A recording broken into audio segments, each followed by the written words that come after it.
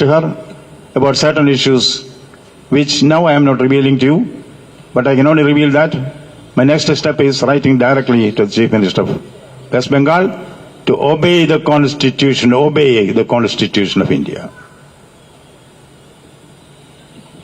Hello sir, this is Dipankar from NKTV। आज high court ने बोले हैं कि आप अगर किसी को बुलाए तो पुलिस रोक नहीं सकता। आप कल रात आपका ट्विटर में आप बहुत लंबा आपका विवृत्ति दिए है।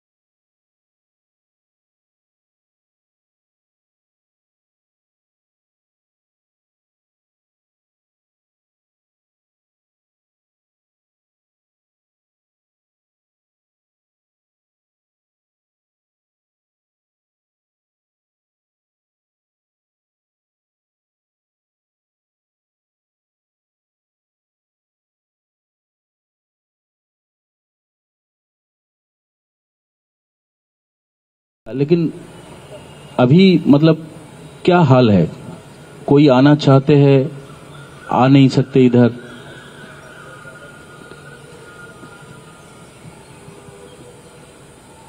See, it is said, if the mountain does not come to Muhammad, Muhammad will go to the mountains.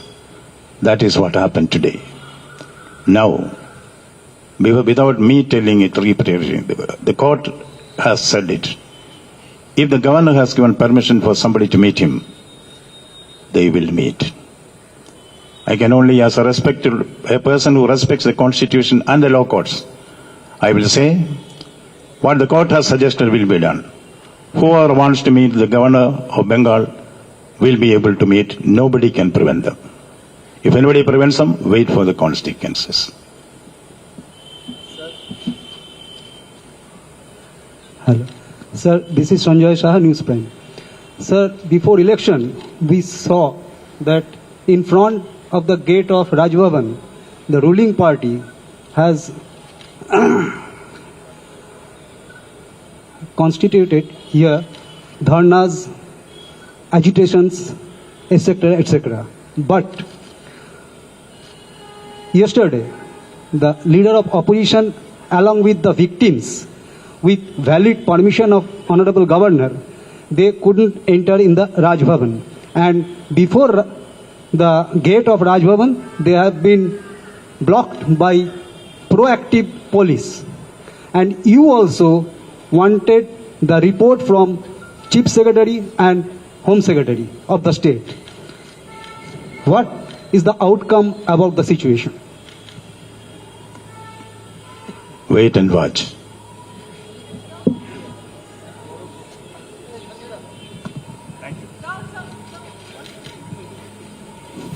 Sir, you said that you're going to take some legal action following the silence on behalf of the government. Say, what do you mean exactly by that, and by when, and by when you're going to make that action? I do not have the answer for with me now. Let me wait for the reply by my constitutional colleague, the Chief Minister. Then I will give the reply. Not in words, but in action. Sir, I repeat, not in words, but in action. How long you're going to wait for that? Maybe 1 minute, maybe 1 day, maybe 1 week. Not more than that. sir, one question from this side, sir.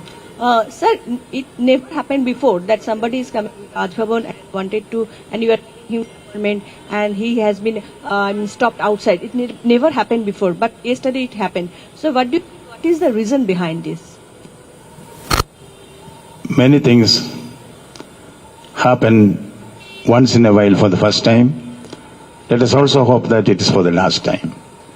We will react to it certainly, effectively, proactively, within the Constitution, within the law. Nobody will be allowed to take the law in their hands, however high they think they are. Thank you.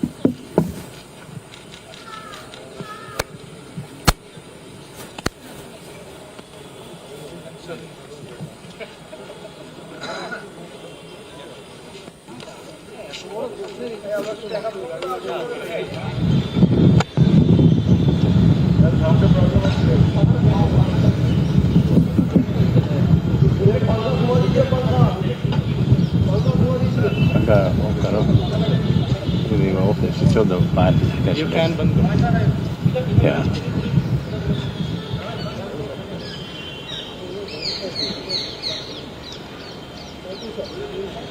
Welcome, all of you. I promised you this morning that I'm waiting for some input from the government on the issue of violence, and then we'll be able to give you my comments.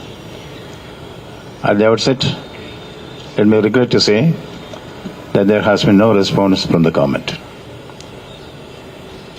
The background of the incidents that took place yesterday, that is the unpardonable act from the government of preventing the victims of violence from airing their grievances to the constitutional head of the state, that is the government, is deplorable. That situation was brought to the notice of government yesterday. Specific issues were raised for government to answer. Why truth has been prevented on the streets from reaching the place where from it expected redressal to their grievances. Truth cannot be suppressed. Truth, like murder, will one day be out. What is happening now around me on the streets of West Bengal in many pockets, that is violence. Open violence, unbridled violence is something which is shocking, which is benumbing, deplorable to say the least. Yesterday, I gave permission to the victims of violence in the field who came from various parts of Bengal to meet me in the Raj Bhavan and air their grievances. I was shocked to find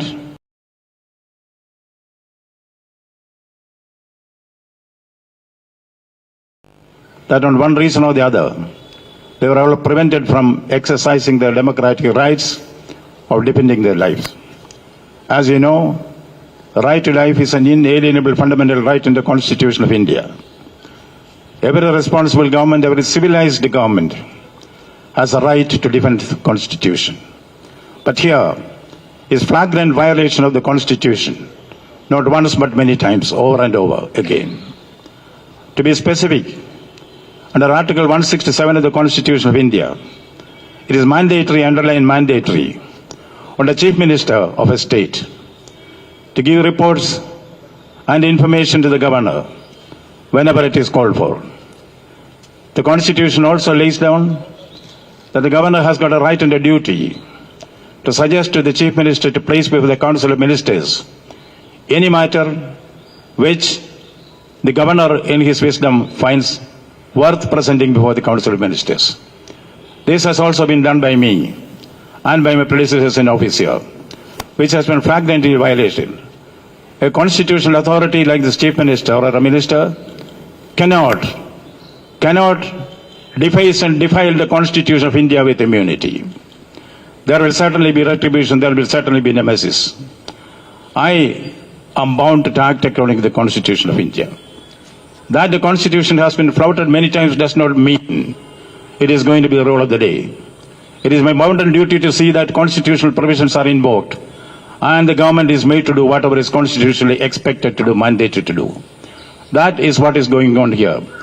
Once again I repeat that there is the dance of death, the macabre, which is happening in many pockets of West Bengal. During the Panchayat election, saw it with my own eyes. I was in the field. During this election also, there have been many instances of violence, murder, intimidation. This cannot go on. Worst is that when the poor people came to meet the governor with permission to air their grievances, they were prevented. But this, truth like murder will one day be out. I would like to be a people's governor. Therefore, I went to see them. I spent time with them. What I heard was the deep pangs of innocent people who were at the gunpoint of the goons. This does not bring credit to any civilized government. Government has to do its duty. If government fails to do its duty, the Constitution will take its own course. I will once again repeat, howsoever high you think you are, the law is above you. That is a situation that is there, prevailing in Bengal now.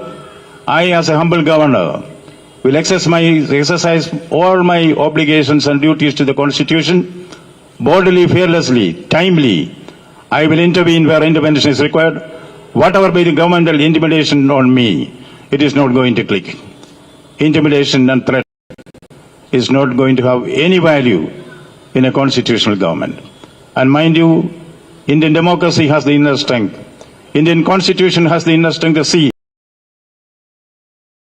everybody is brought in line to obey the Constitution of India and observe the rule of law.